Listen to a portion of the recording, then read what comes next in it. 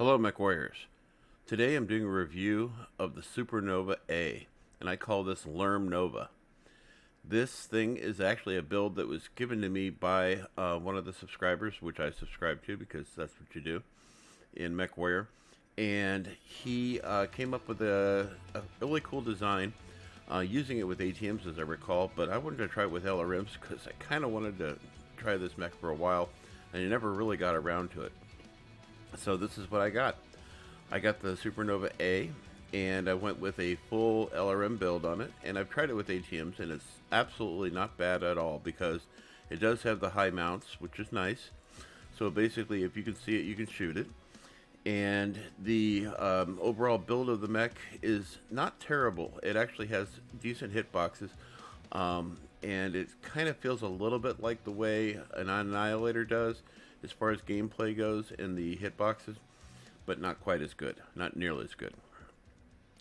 This is a very wide mech from the side, and it does have kind of a big butt, but not nearly as big as like that of a dire whale. Think of it as kind of like a slimmed down Cambridge diet plan version of a dire wolf. It does have decent defensive weapons, 2 energy points in on the arms, and I am taking advantage of the 4 missile points it has. It also is capable, like many mechs, of having AMS. I think I like this paint scheme too, by the way. It's really not that bad, and I didn't have to add hardly any decals to it. I put one on each one of the little laser doohickey pointer thingies, one there, and of course one on the cockpit because the cockpit is pretty easy to see. And I just wanted to break up the silhouette of the cockpit a little bit. Besides, I think it looks kind of nice. Anyway, let's take a look at the build. So the meat and potatoes, this is an Artemis build. So I've got 4 LRM-20s with Artemis. And I've got plenty of ammo on board, which is really, really nice, I might add. I kind of wish there was a 5th missile point, because then I would have used it for Narc. Like the way the Warhammer 2C has. The Warhammer 2C2, you get 5 missile points, but you would lose the opportunity to, if it was out on one of the torsos, to be able to take advantage of the full LRM 20 Artemis build. I'm running 4 ER medium lasers, and if you've probably heard me refer to these as being the workhorses of the clan community. I would say that the clan ER medium laser is probably the most used laser in all of my builds, but in many other people's builds. It's very versatile. It gives you plenty of capability and cap on the battlefield, and it's got decent range, and it doesn't take up a lot of slots. 1 slot's not a bad deal. As far as cooling goes, we've got 3 cooling heat sinks built in here into the XL325. If they made a 326, I'd be running it, but they don't. I also have 4 additional ones out on the arms, here and here.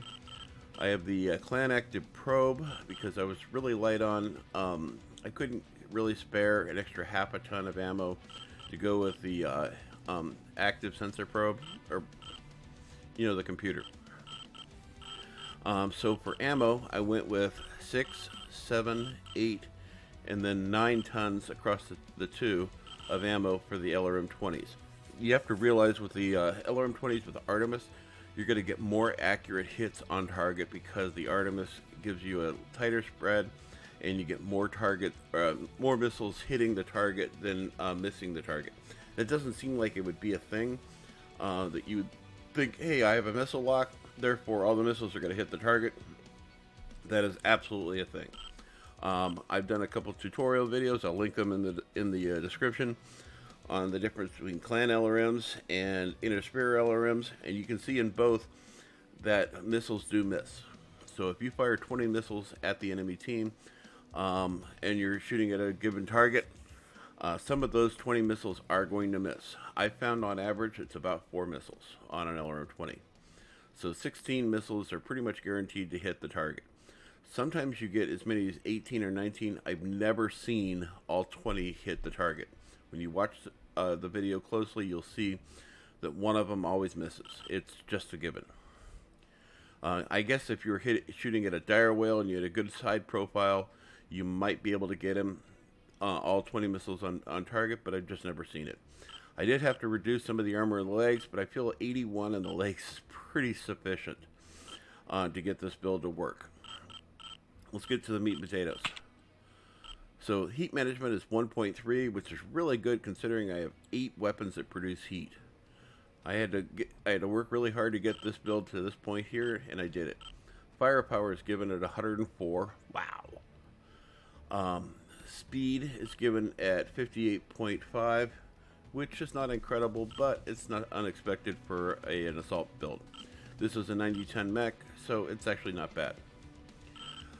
Let's look at the meat and potatoes of the quirks. So base armor, left arm and right arm, we're getting +8. And then structure, center torso, we're getting +10. Left and right arm, +10. Left and right leg, +10. Yeah, everything is basically +10 on structure. Target decay duration, we're getting +1. That's pretty nice, actually. Now, even if this didn't have any really decent quirks, I can tell you without a doubt that skills is everything, especially if you're doing the events. Skills, skills, skills. You got to know your skills. That's an important feature. I don't think I saved a, yeah, I did. So here's the ATM build that I came up with for this. And the ATM build is pretty simple. Once again, I have 4 double heat sinks out on the arms, 3 in the center torso. The ER medium lasers, and I went with ATM 12s, but only 6 tons of ammo. The reason for that is these actually weigh more than the LRM 20s with Artemis. So I could have skimped down to 2 ATM 9s, 2 ATM 12s, but I really just wanted maximum durability firepower. I have a Madcap Mark II that I run 4 ATM 12s on, and I wanted to be able to compete at least with that. Now, that one only has ballistic weapons as defensive weapons. This one has 4 ER medium lasers, so I feel like this is a better build. As far as sustainability on the battlefield, that's really a tough one. I kind of feel like the Mad Cat does a little bit better as far as sustainability. Let's go back to the original build here. So if we go down and take a look at the skills tree, skills is everything in a build. You can build a really crappy mech, and as long as your skills are on point, you can probably do a decent amount of damage on the battlefield. So as per typical for most of my builds, range is maxed out. I want to get as far out as I possibly can and do as much damage as I can at range. That way I don't have to close distance to be able to do damage, and by doing that, you actually help your team quite a bit because they might be more of the tip of the spear, and this is going to help them quite a bit. Honestly, I get a lot of kills, so I'm not even, when I drive an LRM boat, I'm really not even all that concerned about getting kills. You see people that are doing 5 and 6 kills in a match, chances are they're just doing the actual last thing that tips the scale and causes that person to go into oblivion, sending them to Valhalla. That is not the same thing as kill most damage dealt or solos. I wish they took that into account, you know, like in the score system, but they don't really do that very much. It's all about who basically put the last feather on the car that made the car flip over the side of the hill. So maxed out on range. I've got 10 points into heat generation. I want to stay cool. 1.3 is nice, but it's not going to last forever. So additional ammo, tighter spread, more chances of doing crit damage. Scuttle density, armor hardening, reinforced casing. Pretty much any mech you come across that I've built, you're going to see all 3 of these maxed out. Overheat damage, absolutely a must. It gets tight on the battlefield. Sometimes I'll be firing missiles at one target and using my medium lasers on another target, and that happens quite a bit. So I like to be able to stay cool if I can, and if I can't, I don't want to do too much internal damage. But I do run override all the time, and that's when that overheat damage really comes into play. And then having cool run and heat containment maxed out is going to help you with that override. Target decay, absolutely a must on an LRM build. It's just it's a no-brainer. I mean, give up your heat shielding or whatever to get target decay. It's really that important. radar deprivation is a nice feature, but sensor range is really the caveat here. It's more important to me than having radar deprivation on this build. Being able to see at further distance and being able to strike targets at that further distance with your ranged weapons, you can easily see how sensor range and maximum weapon range really kind of play into each other. And then I have 3 consumables, which is 2 cool shots and a UAV, which is pretty standard for my builds. Basically how I'm firing these is buttons 1 and 2 operate buttons, weapons left and right.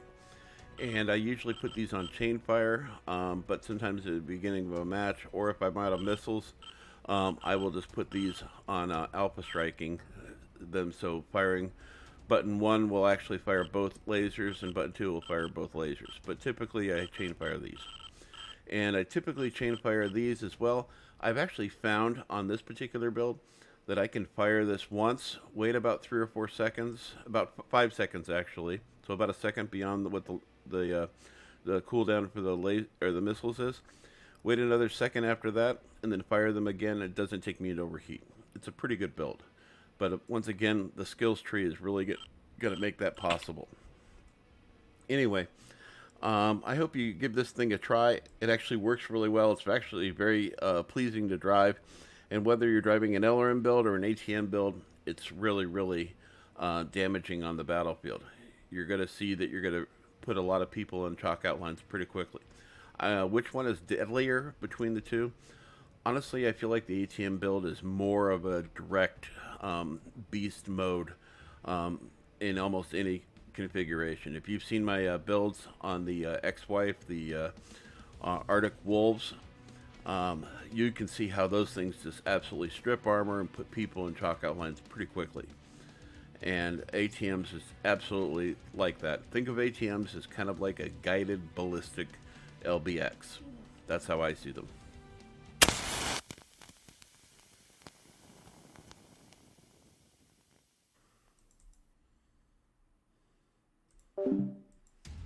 An override, we try. Reactor online. Sensors online. Weapons online. All systems nominal. Get to the target and capture it. Cut down any enemies that get in the way.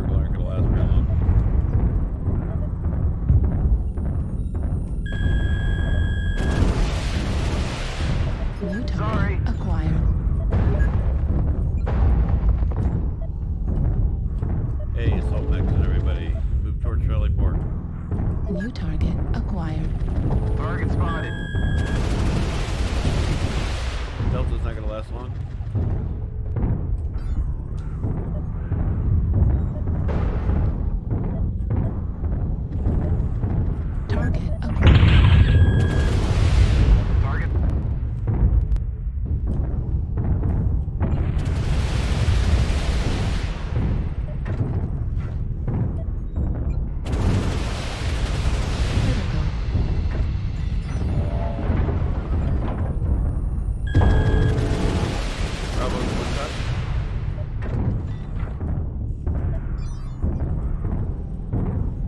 Target destroyed. New target acquired. You're gonna rain on Alpha? New target acquired.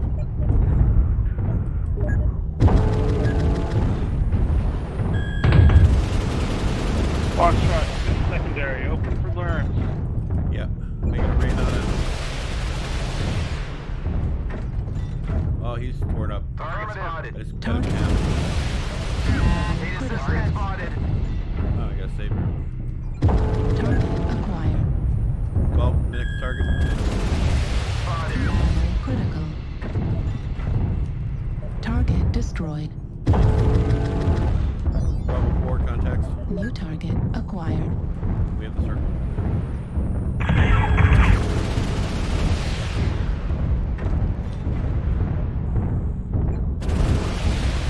Target destroyed.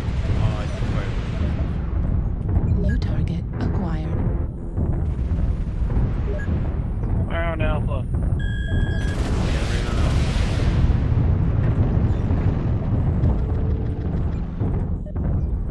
Target spotted. Alpha's going to cover. UAV up. We held the zone for 20 minutes.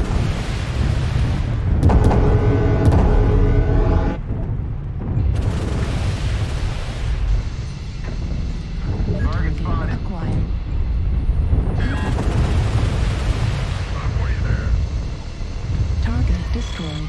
Warriors, you have taken Good the game. target. GG. We are victorious in battle.